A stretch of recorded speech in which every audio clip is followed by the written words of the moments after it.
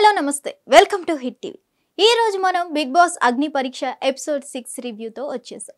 So episode 6 రివ్యూలో మనకి top 15 వీళ్ళు ఉండడం జరిగింది, అది మనకి తెలిసిందే। ఈ టాప్ 15 ఉన్న వాళ్ళకి కొన్ని టాస్క్లు ఇవ్వడం జరిగింది। ఫస్ట్ ఆఫ్ ఆల్ మనకి టాప్ 15 1 బై 1 పోల్స్ పెట్టడం జరిగింది। 1 to 15 పోల్స్ పెట్టారు। ఇందులో ఆ 1 to 15 పోల్స్లో ఎవరు నేను ఏ స్టేజ్ ఏ నెంబర్ నాకు సెట్ అవుతుంది, మీరు ఫస్ట్ ప్లేస్లో ఉన్నాను అని మీకు అనిపిస్తే, మీరు ఏ ప్లేస్లో ఉన్నానని మీకు అనిపిస్తే ఆ ప్లేస్ దగ్గర ఆ నెంబర్ దగ్గర వెళ్ళి నిల్చోండి అని చెప్పడం జరిగింది। బట్ అందరూ టాప్ 6 తీసేసుకొని ఒకే పోల్ దగ్గర ముగ్గురు నలుగురు ఐదుగురు నించోవడం జరిగింది। ఆ నించోవడం ఎవరు కూడా ఆఫ్టర్ టాప్ 7 తర్వాత ఎవరు నించోలేదు। అందరూ టాప్ 7లోనే ఉన్నామని ఆ 15 మెంబర్స్ కూడా ఒకరి వెనుక ఒకరు నించున్నారే కానీ ఆఫ్టర్ టాప్ 7 ప్లేసెస్ ఉన్న వాటిని ఎవరు ఏ నెంబర్ని చూస్ చేసుకోలేదు। అలా చూస్ చేసుకున్న తర్వాత ఒక్కొక్కరిని పిలిచి నువ్వే టాప్ 1లో ఎందుకు చూస్ చేసుకున్నావు, నువ్వే టాప్ 2లో ఉండాలని ఎందుకు చూస్ చేసుకున్నావు, అలాగే టాప్ 3లో ఎందుకు 4లో ఎందుకు అని మీరు నలుగురు నించుంటే టాప్ 4లో జనాల దృష్టిలో మాత్రం ఒక్కరే ఉంటారు కదా అని చెప్పడం జరిగింది। సో మీలో మీరే ఈ డిస్కషన్ చేసుకోండి, ఎవరు సూట్ అవుతారు। మీరు నలుగురు వెళ్ళి నించున్నారు కాబట్టి ఫస్ట్ ప్లేస్లో మీరు నలుగురిలో మీరే డిఫైన్ చేసుకొని ఆ ఫస్ట్ ప్లేస్ ఎవరికనేది మీరే డిఫైన్ చేసుకొని సెలెక్ట్ చేసుకోండి అని చెప్పడం జరిగింది। అలా చేసుకోలేకపోయారు, అయినా సరే ముగ్గురు నలుగురుమే నించోవడం జరిగింది। సో అప్పుడు జడ్జెస్ ఏం చేశారంటే ఒక్కొక్కరిని పిలవడం జరిగింది। ఒక్కొక్కరిని పిలిచి ఏ ప్లేస్ 15th మెంబర్కి ఇస్తారు, ఏ ప్లేస్ 14th మెంబర్కి ఇస్తారు అని కొంతమందికి పిలవడం జరిగింది। సో మనకి అందులో మంచిగా ఫేస్ టు ఫేస్ మనకి చెప్పిన పర్సన్స్ కొంతమంది ఉన్నారు।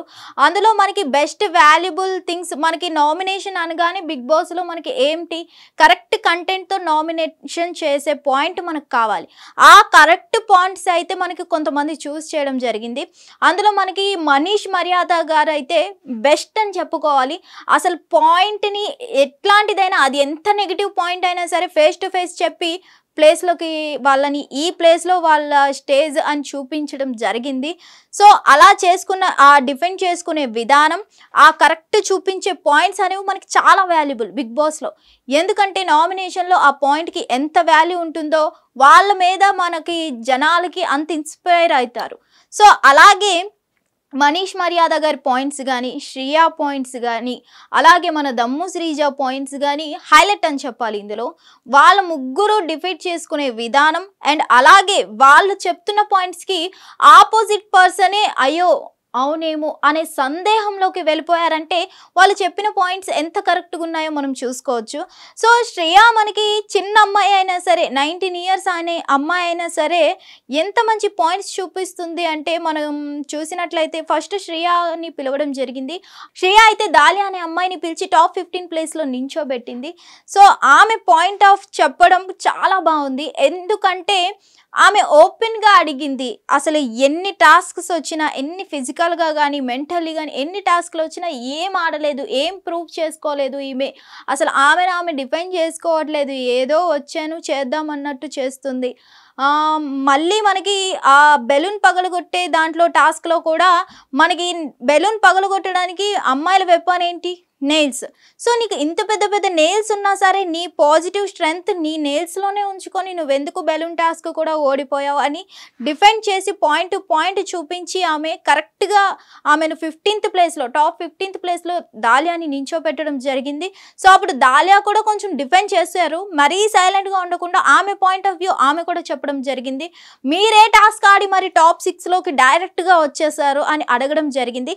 ఇది కూడా ఒక కరెక్ట్ పాయింటే కదా, అసలు వీళ్ళు అట్లీస్ట్ టాస్క్స్ ఆడైనా సరే టాప్ 15th ప్లేస్లో దాలియా ఉన్నా సరే మరి వీళ్ళు ఏ టాస్క్ ఆడొచ్చారని టాప్ 6లో ఉన్నారు, ఆడలేదు కదా।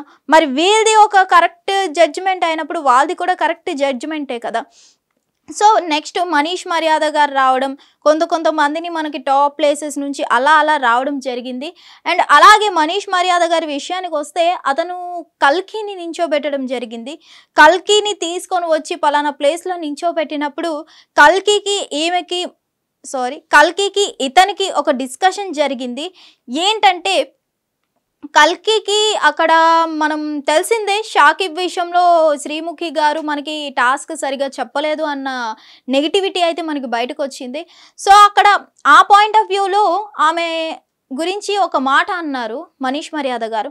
ఏమో నువ్వు ఈ అగ్ని పరీక్షకు వచ్చేటప్పుడే మీ పేరెంట్స్ అందరికీ కూడా చెప్పొచ్చావేమో, నువ్వు ఆ రోజు ఫోన్ చేసినప్పుడు ఆలోచించుకొని వెయ్యండి అని ఎందుకన్నావు ఆ మాట? అంటే జడ్జెస్ ఆ మాట వినలేదా? మేమందరం ఆ మాట విన్నాము, నువ్వెందుకు మరి అంటే నువ్వు యాజ్ ఏ ముందే హింట్ ఇచ్చి ప్రిపేర్ అయ్యి వచ్చా అనిపిస్తుంది, ప్రిపేర్ అయ్యి వచ్చి ఇక్కడ ఆడుతున్నావు అనిపించింది అన్న విధంగా అతను మనీష్ మర్యాద గారు పాయింట్అవుట్ చేయడం జరిగింది. అట్లీస్ట్ కల్కి గారు అయితే నిజంగా ఆమె డిఫెండ్ చేసుకోలేదు.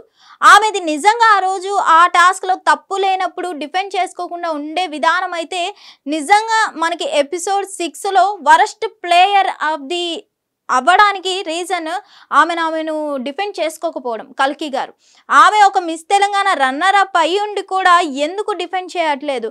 ఒకప్పుడు టాస్క్ ఆడింది మంచిగా. ఈ టాస్కుల్లో మనకి ఆఫ్టర్ మనకి సెలక్షన్స్ అయిపోయిన తర్వాత టాప్ 1 ప్లేస్ నుంచి 15th ప్లేస్ సెలక్షన్స్ అయిపోయిన తర్వాత టాప్ 6 వరకు ఒక ఏ బ్యాచ్, టాప్ 14th వరకు బి బ్యాచ్, అలాగే 15th ప్లేస్లో ఉన్నవారు గేమ్ నుంచి తప్పించుకున్నారు.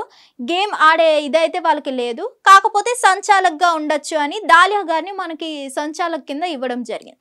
సో వీళ్ళిద్దరు బ్లూ టీమ్ అండ్ అలాగే red team. Blue team red team ఆడినప్పుడు కొంతమందిని సెలెక్ట్ చేసుకోవచ్చు అన్నప్పుడు పలానా పర్సన్స్ని సెలెక్ట్ చేసుకోవడం జరిగింది కొన్ని టీమ్స్లో. సో వాళ్ళు ఆడడం జరిగింది ఈ టాస్క్లో నిజంగా చెప్పాలంటే దమ్ము శ్రీజ అయితే ఆమె దమ్మేంటో చూపించిందని చెప్పుకోవచ్చు. ఈ టాస్క్లో నిజంగా అసలు అబ్బాయిలతో అంత పోటీగా ఆడుతూ తన స్టాండ్ తీసుకుందని చెప్పుకోవాలి. ప్రసన్న కుమార్ గారిని కూడా వెనక్కి పంపించేసి ఆమె అన్ఫెయిర్గా ఆమెను సంచాలక్ డెసిషన్ బాగాలేదు అని చెప్పారు. సో అయినా సరే దమ్ము శ్రీజ తగ్గకుండా లాస్ట్లో నేను టీం వర్క్గా టీం లీడ్గా ఉండి నేను ఆడతానని హ్యాట్స్ ఆఫ్ అని చెప్పాలి. నిజంగా ఆమె దమ్మేంటో చూపించింది. ఆమె ప్లే చేసే విధానం చూసి జడ్జెసే మేము ఫస్ట్ స్టార్టింగ్లో రెడ్ ఫ్లాగ్ ఇవ్వడం జరిగింది దమ్ము శ్రీజాకి, ఇప్పుడు మా డెసిషన్ని మార్చుకుంటున్నామని చెప్పి జడ్జెసే నిజంగా హ్యాట్స్ ఆఫ్ చేశారు దమ్ము శ్రీజాకి. సో మొత్తానికి ఈ టాప్ 6లో మనకైతే బెస్ట్ ప్లేయర్ అయితే దమ్ము శ్రీజా గారికి ఇవ్వడం జరిగింది.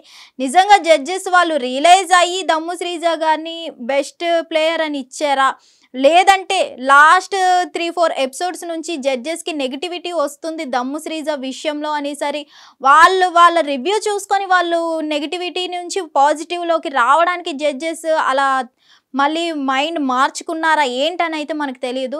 ఎందుకంటే జడ్జెస్కి బయట జనాలు ఏమనుకుంటున్నారు, ఏంటి, ఎంత నెగిటివిటీ వస్తుంది వాళ్ళ మీద అనేది వాళ్ళు తెలుసుకుంటారు. అఫ్ కోర్స్ అలా తెలుసుకొని ఏమైనా జనాల్లో వాళ్ళు నెగిటివ్ అవ్వకూడదు అని మళ్ళీ దమ్ము శ్రీజ విషయంలో నెగిటివిటీ కాకుండా పాజిటివ్గా ఉండేందుకు మళ్ళీ డెసిషన్ మార్చుకుంటున్నామని మళ్ళీ అంతగా తిట్టి మొత్తం ఇన్సల్ట్ చేసిన పర్సన్ నవదీప్ గారు కూడా నిజంగా మా డెసిషన్ బ్యాక్కి తీసుకుంటున్నామన్నారంటే అది నిజమా కాదా అనేది మనకి తెలియదు. ఎవరైనా సరే 1 రోజు 2 రోజులు నటించగలరు కానీ 3వ రోజు నటించలేరు కదా. సో అలాగే ఇప్పుడు గ్రీన్ ఇస్తున్నాం, గ్రీన్ డెసిషన్ అని చెప్పి మళ్ళీ రెడ్ ఇవ్వరని గ్యారంటీ అయితే లేదు కదా. మొత్తానికి ఎపిసోడ్ 6 రివ్యూలో అయితే పర్లేదు, మంచిగానే ఆడారు అనిపించింది. బట్ కొంతమంది మాత్రమే కనిపిస్తున్నారు టాస్కుల్లో, ఆడిన పర్సన్సే మళ్ళీ ఆడడం, కొంతమంది మాత్రమే కెమెరాకు కనిపిస్తున్నారు అనిపిస్తుంది. అదెందుకో అయితే అర్థం కావట్లేదు. అసలు ప్రియా గారు ఆమెని టీం లీడ్గా తీసుకున్నా సరే ఆమె గేమ్ని ఆమె ప్రూవ్ చేసుకుందాం అనుకోకుండా నేను ఆడను కానీ ఒకరికి ఛాన్స్ ఇస్తాను అని చెప్పి వేరే వాళ్ళని సెలెక్ట్ చేయడం జరిగింది. సో అంటే ఆమె ఏంటి, ఆమె ఆమె ఒప్పుకుంటున్నట్టుంది నేను గేమ్ ఆడలేను, నేను ఫిజికల్లీ వీక్ అని చూపించుకుంటున్నట్టు ఉంది. అలాగే మనకి నెక్స్ట్ హరీష్ గారు కూడా అంతగా ఏం ఆడలేదు టాస్క్స్. అండ్ హరీష్ గారి కోసం ఇంకో విషయం ఏంటంటే మనకి బిందు మాధవి గారు అతనికి ఆ హాఫ్ హెడ్ హెయిర్తో మనం చూడలేకపోతున్నాం. అతన్ని చూస్తే నేను మనసు మార్చుకున్నా, నేను మళ్ళీ పాజిటివ్గా ఇస్తాను రివ్యూ అని చెప్పి ఆ గుండుని ఫుల్ షేవ్ చేయడం జరిగింది. స్టేజ్ మీదకి బిందు మాధవి గారే వచ్చి మొత్తం షేవ్ చేయడం జరిగింది హెయిర్ని. ప్లస్ మనకి ప్రసన్న కుమార్ గారు టాస్క్ ఆడారు, చూసాం మనం, ఓకే. అండ్ పవన్ కళ్యాణ్ అంటే ఫ్యాన్స్కి ఒక ఊపు వచ్చేస్తుంది. అలాగే మనకి ఇతను సోల్జర్ పవన్ కళ్యాణ్. సోల్జర్ పవన్ కళ్యాణ్ అయితే కొంచెం క్యూట్గా మంచిగా ఆడుతున్నారని అయితే అనిపిస్తుంది. అమ్మాయిలు అయితే ఫుల్ ఫిదా అయ్యారు అతని గేమ్కి. అతని మాటలు కూడా చాలా క్యూట్గా ఉన్నాయి. టాస్క్లు కూడా మంచి ఐడియాతో ఆడుతున్నారు అనిపించింది. అలాగే డిమాండ్ పవన్, అసలు డిమాండ్ పవన్ ఎందుకు వచ్చారో టాప్ 15లో అర్థం కావట్లేదు.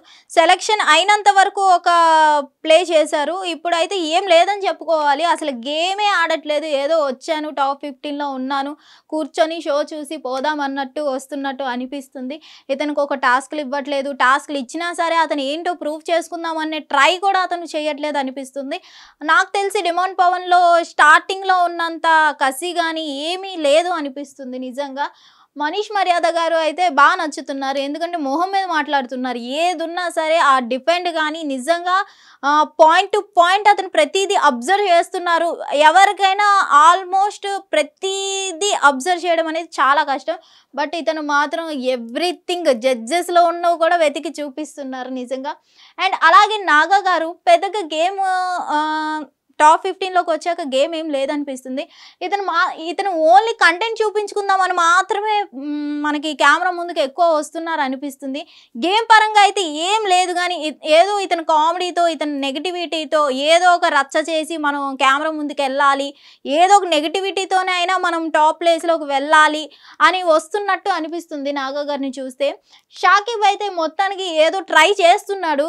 ఏ ఆపర్చునిటీ వచ్చినా సరే నా బెస్ట్ నేను ఇస్తా అన్నట్టుగానే మంచి ఒక పాజిటివ్ వేలో ఉన్నాడు. ఏ ఛాన్స్ వస్తుంది, ఎట్లా ఆడదామని చూస్తున్నాడు, కానీ పాపం పిల్లగాడికి ఛాన్స్ అయితే రావట్లేదు.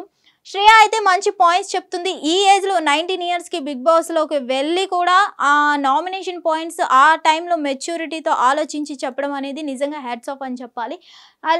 ఏదో చిన్నపిల్ల కదా ఏదో ఒక పాయింట్ చెప్పేస్తుందిలే అని కాకుండా మంచిగా థింక్ చేసి పాయింట్ని కూడా కరెక్ట్ పాయింట్ని తీసి నామినేట్ చేయడం జరుగుతుంది.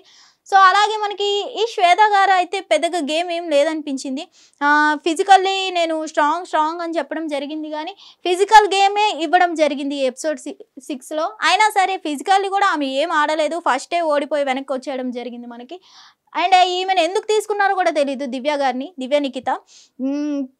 స్టార్టింగ్ ఏదో నేను రివ్యూలు ఇస్తా, మూవీ రివ్యూలు ఇచ్చేస్తా, నేను వచ్చేస్తా అంటే అయిపోయింది. బట్ బిగ్ బాస్కి వచ్చి జస్ట్ కూర్చుంటున్నారు. ఈమెకు కూడా ఒక విధంగా చెప్పాలంటే టాస్క్లు ఇవ్వట్లేదు. టాస్క్లు ఎందుకు ఇవ్వట్లేదు, వీళ్ళు ఏదో ఆరాట పడుతున్నారు, చూపించుకుందాం అనుకుంటున్నారు కాబట్టి వాళ్ళ ఆరాటానికైనా టాస్క్లు ఇస్తున్నారు. ఈమె వచ్చి సైలెంట్గా కూర్చోవడం వల్లే దివ్య నిఖిత గారికి మేబీ టాస్క్లు కూడా ఇవ్వట్లేదు అనిపిస్తుంది.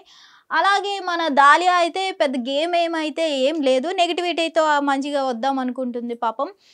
మొత్తానికి ఇలా జరుగుతుంది ఎపిసోడ్ 6 రివ్యూ. సో ఇదండి ఎపిసోడ్ 6 రివ్యూ. ఎపిసోడ్ 7 రివ్యూతో మళ్ళీ కలుద్దాం. Thank you. Hit TV app, ఇందులో short news, live news, entertainment shows, movies, digital magazines తో పాటు మీ జిల్లా వార్తలను కూడా ఫ్రీగా చూడొచ్చు. ఇంకెందుకు ఆలస్యం, వెంటనే హిట్ టీవీ యాప్ ని డౌన్లోడ్ చేసుకుని ఫ్రీగా ఎంటర్టైన్మెంట్ పొందండి. Hit TV app. Hit TV app. Please download hit TV app. Hit TV app ని ఫ్రీగా డౌన్లోడ్ చేసుకుని ఎంజాయ్ చేయండి. మీకు నచ్చిన ఎంటర్టైన్మెంట్ కోసం హిట్ టీవీ యాప్ ని ఫ్రీగా డౌన్లోడ్ చేసుకుని ఎంజాయ్ చేయండి. హిట్ టీవీ యాప్ ని డౌన్లోడ్ చేసుకుని ఆస్వాదించండి, ఆశీర్వదించండి. ఇంతమంది సెలబ్రిటీలు హిట్ టీవీ యాప్ ని డౌన్లోడ్ చేసుకోండి అని చెప్తున్నారంటే ఎంత మంచి యాప్ ఆలోచించండి. అమెరికాలో చదవాలనుకునే వాళ్ళకి విశ్వసనీయమైన పేరు మన శౌర్య consultancy. UKలో 1 year masters, 2 years work permit up to 5 years visa. Contact Saurya Consultancy. Contact 89851 89851.